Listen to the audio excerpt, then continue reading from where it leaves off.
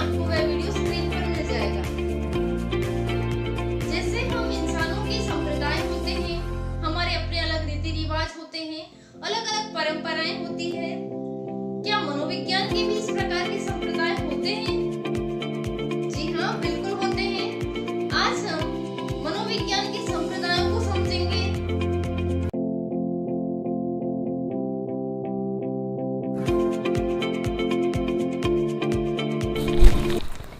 आज हम मनोविज्ञान के संप्रदायों को समझने वाले हैं।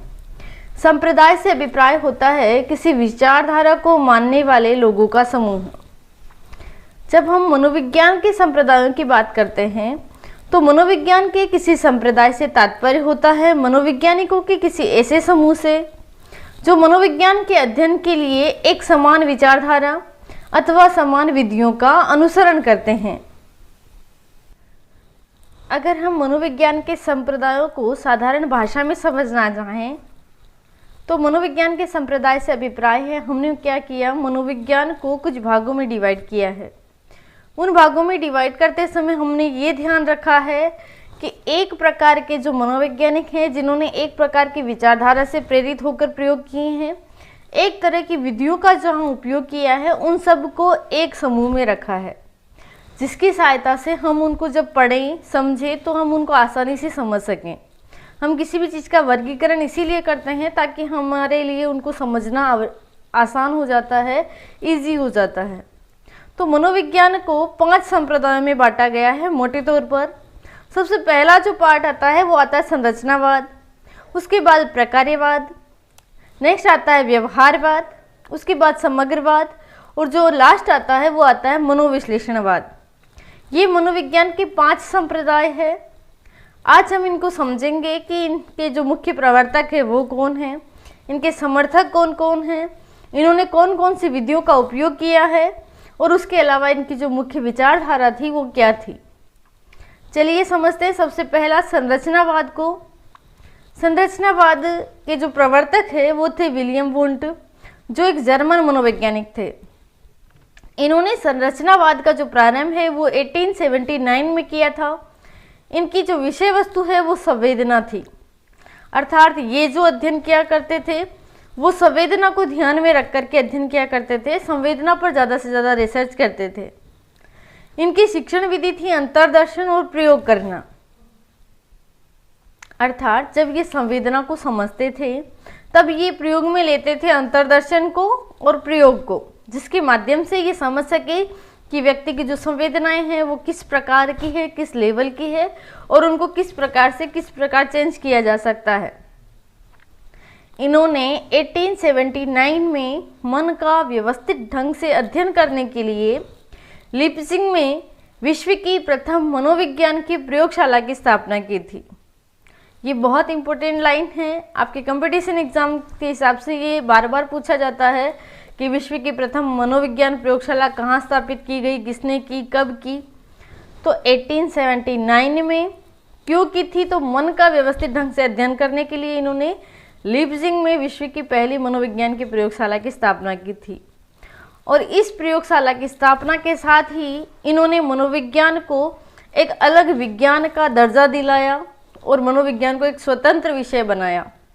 अर्थात इनकी इस प्रयोगशाला के बाद ही मनोविज्ञान को दर्शन शास्त्र से अलग किया गया, जिसके बारे में हमने मनोविज्ञान के विकास यात्रा में समझा था। अब अगर आपके कंपटीशन एग्जाम्स में प्रश्न ये आता है कि मनोविज्ञान के जनक कौन हैं, तो हमने विकास यात्रा में ये समझा था कि मनोविज्ञान को इंट्रोड्यूस करवाया था आत्मा के विज्ञान के रूप में अरस्तु, प्लेटो जैसे जो यूनानी दार्शनिक थे उन्होंने, लेकिन उसमें जो सर्वाधिक महत्वपूर्ण योगदान था वो था अरस्तु का। तो मनोविज्ञान की जो जनक है वो कहा जाता है अरस्तु को, इसमें आपको कोई भी डाउट नहीं रखना है। लेकिन अगर हमारा प्रश्न ये आता है कि आधुनिक मनोविज्ञान के जनक कौन हैं, उसके अलावा प्रश्न ये है कि प्रयोगात्मक मनोविज्ञान के जनक कौन हैं, तो इन दोनों प्रश्नों का आंसर होता है विलियम वुंट, क्योंकि विलियम वुंट ने मनोविज्ञान को दर्शन शास्त्र से एक पृथक अलग शाखा बनाया, स्वतंत्र विषय बनाया, शाखा नहीं, एक अलग स्वतंत्र विषय बनाया था। इसीलिए मनोविज्ञान के जो आधुनिक मनोविज्ञान के जो जनक है वो विलियम वुंट को माना जाता है।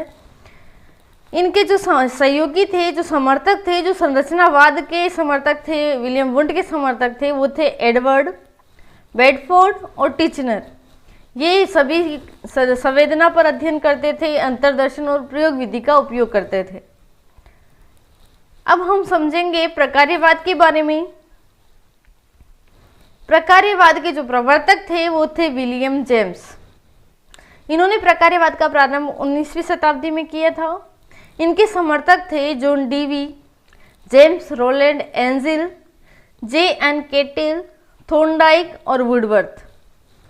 यहाँ ध्यान देने वाली बात यह है कि आपके एग्जाम्स में जो प्रश्न आता है वो इस प्रकार से आता है कि निम्न में से कौन प्रकार्यवाद जो है उसके समर्थक नहीं है या जिनका संबंध प्रकार्यवाद से नहीं है।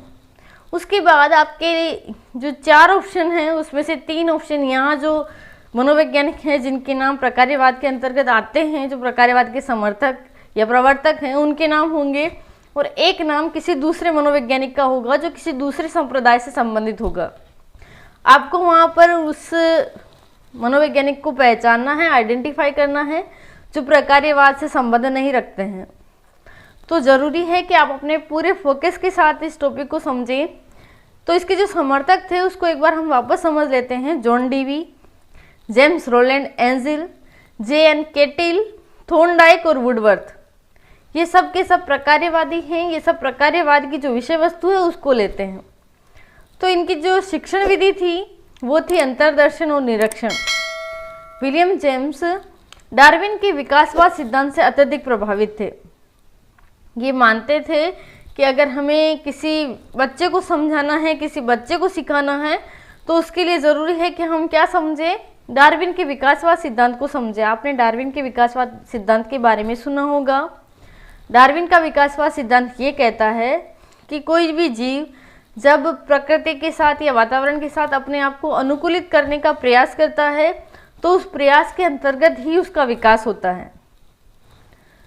उसके बाद इनकी जो शिक्षण विधि थी उसकी हमने बात की कि अंतर्दर्शन और निरीक्षण को ये अपनी शिक्षण विधि मानते थे।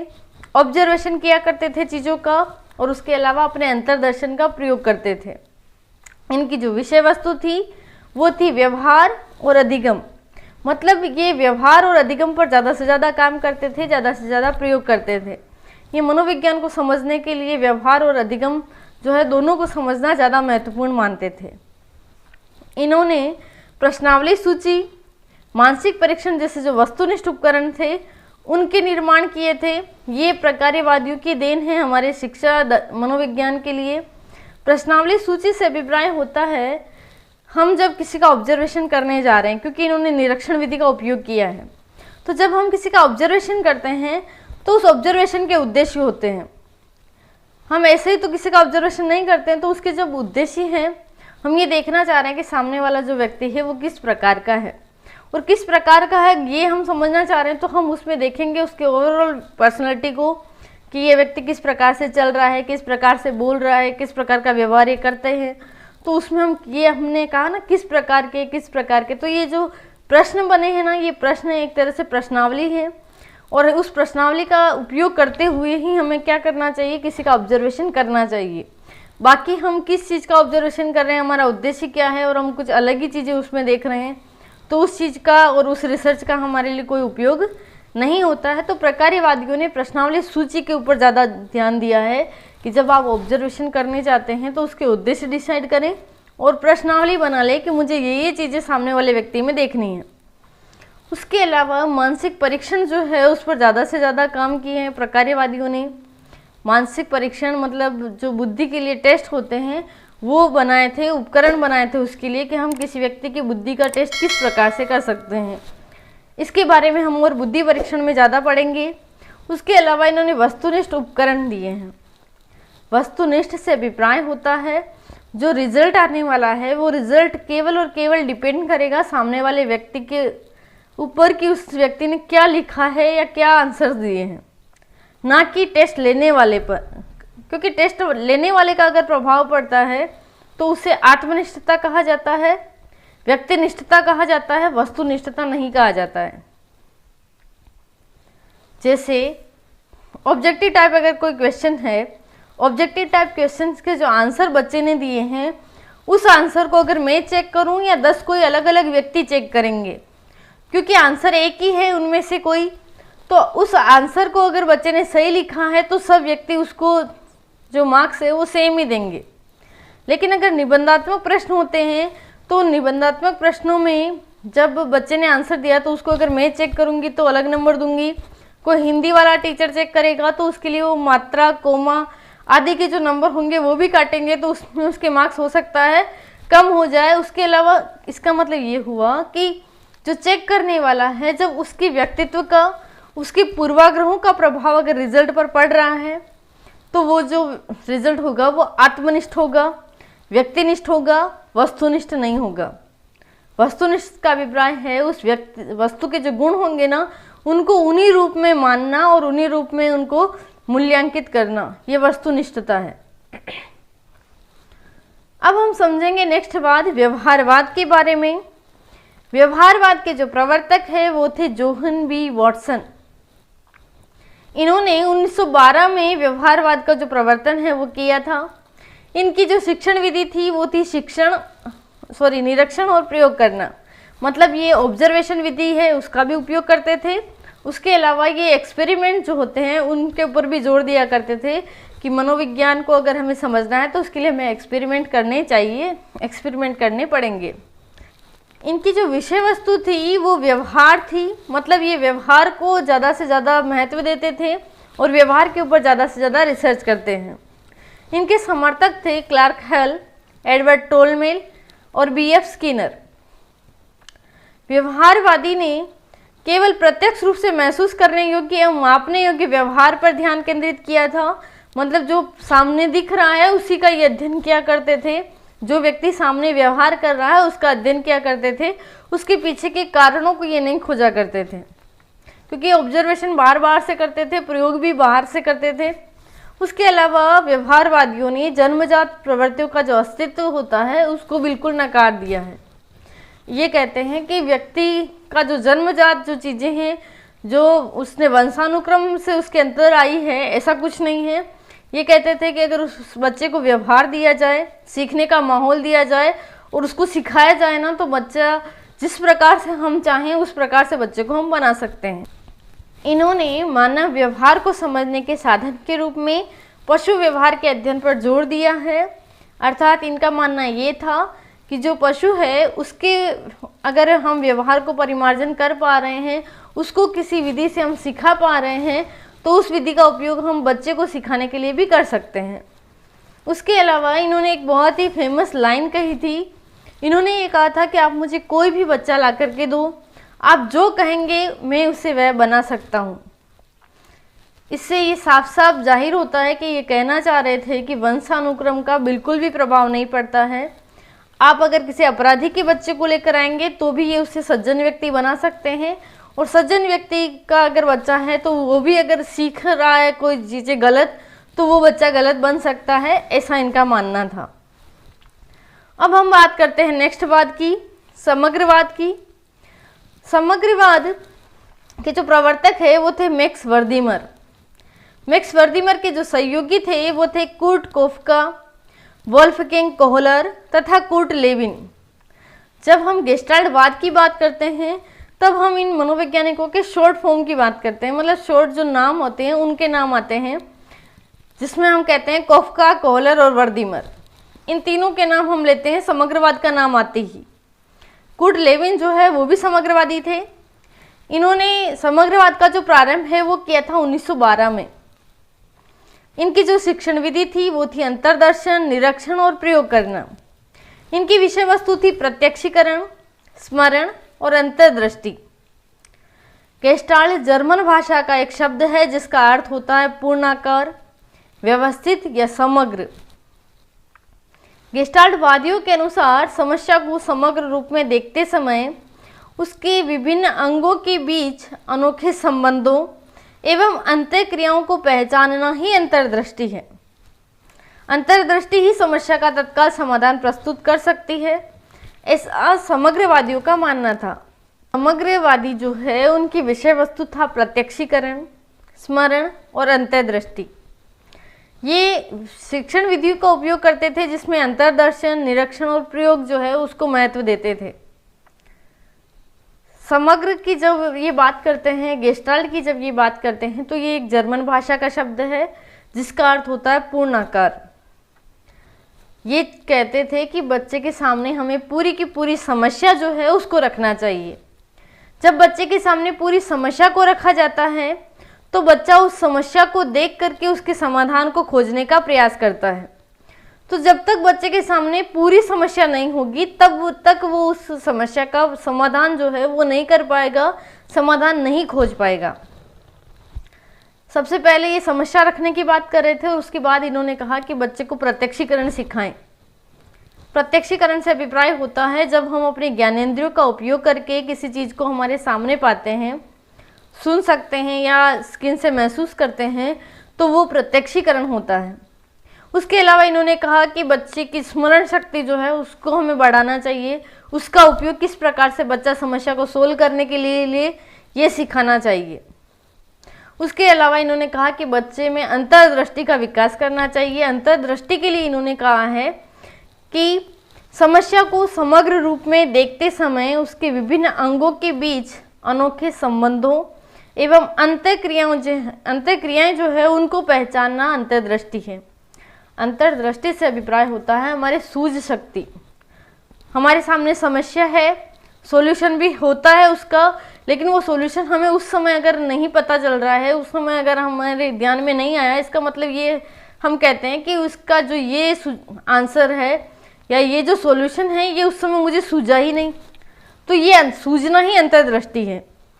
तो इन्होंने कहा कि किसी बच्चे को अगर सिखाना है तो उसके लिए हमें उसे उसमें सूझ उत्पन्न करनी चाहिए, चीज़ों को किस प्रकार से सोल्व करना है वो सिखाना चाहिए। तो उसके लिए बच्चे को पूरी की पूरी समस्या दे देनी है। उसके बाद बच्चे का काम है, बच्चा उसका उपयोग करेगा और बच्चा उसको सोल्व करेगा। जो समग्रवाद है उसकी हमारे शिक्षा मनोविज्ञान को जो देन है उसमें पाठ्यक्रम निर्माण करना, अंतर विषय अधिगम कराना, शिक्षा के जो उद्देश्य है उनको डिसाइड करना और अभिप्रेरणा पर जोर देने की जो प्रवृत्ति है वो गेस्टाल्टवादियों की देन है। अर्थात इन्होंने कहा कि हमें एक व्यवस्थित पाठ्यक्रम जो है उसका निर्माण करना चाहिए जिसकी वजह से हम बच्चे को एक व्यवस्थित मैटर दे पाएँ और जो मैटर उस बच्चे को मिले वो मैटर पूरा हो, मतलब समग्र हो। उसके अलावा इन्होंने कहा कि हम जो अधिगम कराते हैं वो अंतर विषय अधिगम होना चाहिए, मतलब जो हमारा अधिगम है वो उसके जीवन से जुड़ा हुआ होना चाहिए, जीवन से संबंधित होना चाहिए और जो सब्जेक्ट है उसमें तारतम्यता होनी चाहिए, सब्जेक्ट एक दूसरे से भी रिलेटेड होने चाहिए। उसके अलावा इन्होंने कहा कि जो हम शिक्षा दे रहे हैं उसके उद्देश्य डिसाइड होने चाहिए। जब उद्देश्य पता होते हैं हमें कि हमें बच्चे को क्यों सिखाना है और क्या सिखाना है, तो हम बच्चे के व्यवहार में परिमार्जन ज़्यादा आसानी से ला सकते हैं। और उसके अलावा इन्होंने कहा कि बच्चे को मोटिवेशन बार बार मिलता रहना चाहिए, बच्चे को प्रेरित बार बार किया जाना चाहिए, जिससे बच्चा जल्दी सीख जाता है। जो लास्ट वाद आता है वो आता है मनोविश्लेषणवाद। मनोविश्लेषणवाद के प्रवर्तक थे सिगमंड फ्रायड। इन्होंने मनोविश्लेषणवाद का प्रारंभ जो है वो किया था 19वीं शताब्दी में। इनके समर्थक थे अल्फ्रेड एडलर और कार्ल जुंग। इनकी शिक्षण विधि निरीक्षण थी और इनकी विषय वस्तु सबसे ज़्यादा इंटरेस्टिंग थी। इनकी विषय वस्तु थी अचेतन अवस्था। हमने विकासक्रम में ही समझा था। अगर आपने विकासक्रम वाला वीडियो नहीं देखा है तो उसकी लिंक आपको इस वीडियो के डिस्क्रिप्शन में मिल जाएगी और उसके अलावा इस वीडियो के अंत में आपको स्क्रीन पर वो वीडियो भी मिल जाएगा। तो हमने वहाँ समझा था कि मनोविज्ञान को चेतना का जो विज्ञान है वो जब कहा जा रहा था तो उसके विरोध में कुछ चीज़ें आई थी कि चेतना का जो अर्थ है वो संकुचित अर्थ है, व्यापक अर्थ नहीं है, क्योंकि हमारी जो क्रियाएं होती है उनको हमारा अचेतन मन और अर्धचेतन मन जो होता है वो भी कंट्रोल करता है, उसका भी प्रभाव पड़ता है। अचेतन मन और अचेतन जो अवस्थाएं होती है उनका अध्ययन करने की इन्होंने बात की। ये व्यवहारवाद के अपोजिट हैं। व्यवहारवाद ये मानता था कि व्यक्ति जो प्रत्यक्ष हमारे सामने जो व्यवहार कर रहा है उसको हमें समझना है, लेकिन सिगमंड फ्राइड कहते थे कि व्यक्ति जो व्यवहार कर रहा है उसके पीछे के कारणों को जानना जरूरी है जो अचेतन में छिपे होते हैं। मनोविश्लेषणवादियों ने हमारे जो अचेतन प्रक्रियाएं होती है उनको महत्व देते हुए कहा है कि जो हमारे संघर्ष और मानसिक व्यतिक्रम हैं वो अधिकांशतः अचेतन में छिपे होते हैं। आपको अगर कोई ड्रेस पसंद आ गई, मार्केट में आप घूम रहे हैं, आपको कोई ड्रेस अच्छी लगी, जब आपने उसकी प्राइस पूछी तो आपको पता चला कि वो आपके जेब पर बहुत भारी पड़ने वाली है। उसके बाद आपने उस चीज़ को अवॉइड कर दिया, आप उसको छोड़ के आ गए। आपने अपने पिताजी को या किसी को नहीं कहा क्योंकि आप समझदार हैं, आप समझदारी दिखाएंगे कि हमें पता है कि हमारे घर का बजट कितना है। तो उसके बाद हम क्या करेंगे, वो जो समझदारी दिखाते हैं ना, तो वो जो चीज़ें हैं वो सब की सब हमारे अंतर मन में चली जाती है, जिसे हम अचेतन मन कहते हैं। वहाँ पर वो चीज़ स्टोर हो जाती है, लेकिन हम उस चीज़ को क्या करते हैं, बिल्कुल ही इग्नोर कर देते हैं। लेकिन कहीं ना कहीं वो चीज़ हमारे अंतर मन में रहती है। जब हम बाद में किसी व्यक्ति को उस ड्रेस में देखते हैं तो कहीं ना कहीं हमारा जो बिल्कुल अंतर मन है ना, उसमें एक चीज़ रह जाती है कि ये चीज़ हमें पसंद आई थी, हमें लेनी थी। तो जब हमें ये चीज़, हमारे जब अंतर मन से चीज़ें आती है, हम उस चीज़ को वापस से दबा देते हैं क्योंकि हम बहुत समझदार हैं। हमें पता है कि हमें हमारी जो गलत चीज़ें हैं या जो चीज़ हमें नेगेटिव कर सकती है उस चीज़ को किस प्रकार से कंट्रोल करना है। लेकिन जब हम उस व्यक्ति के साथ बातचीत करते हैं ना, तो कहीं ना कहीं हमारे व्यवहार को वो चीज़ प्रेरित कर रही होती है, वो चीज़ हमारे व्यवहार में आ रही होती है कि हम उस व्यक्ति की जो ड्रेस है उससे हमारी जो नज़र है उसको हटाना हमारे लिए थोड़ा मुश्किल होता है। तो ये हमारी अचेतन अवस्था और अचेतन मन के कारण हो रहा है। तो ये कह रहे हैं कि हमारा जो व्यवहार है वो इस प्रकार की जो अचेतन चीज़ें हैं ना, उसके कारण प्रभावित होता है।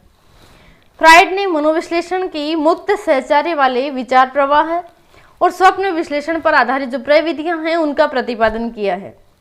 क्योंकि हमारे जो सपने होते हैं वो हमारे खुद के जो व्यक्तित्व होते हैं उससे कहीं ना कहीं बहुत ज़्यादा गहराई से कनेक्ट होते हैं। उसकी बात मनोविश्लेषणवाद करता है। मनोविश्लेषणवाद ये कहता है कि हमारे जो सपने हैं उनका विश्लेषण करके हम व्यक्ति के व्यक्तित्व को समझ पाते हैं। उसके अलावा इन्होंने कहा कि मुक्त सहचार्य और विचार प्रवाह ये एक ऐसे प्रयोग हैं जिससे हम व्यक्ति की छुपी हुई जो चीज़ें हैं उनको निकाल सकते हैं। आपने कुछ मूवियों में भी मुक्त सहचार्य और विचार प्रवाह का उपयोग होते हुए देखा होगा। अगर आपसे लगातार कोई एक प्रश्न पर दूसरा, दूसरे पर तीसरा प्रश्न लगातार पूछे जाते हैं, तो जब लगातार हमसे प्रश्न पूछे जाते हैं ना, तो हम क्या करते हैं, अगर हमें सोचने का बिल्कुल भी मौका नहीं दिया जाता है, क्वेश्चन पर क्वेश्चन, क्वेश्चन पर क्वेश्चन, तो इससे क्या होता है, हम जो कई बार झूठ बोलते हैं या जो चीज़ें हम छुपाते हैं उन चीज़ों को भी बिल्कुल फ्लो में बाहर आ जाती है, वो फ्लो में हम कह देते हैं। तो ये एक तरह से मनोविश्लेषण मतलब उस व्यक्ति के अचेतन मन को समझने का एक तरीका है जिसको सिगमंड फ्राइड ने दिया था।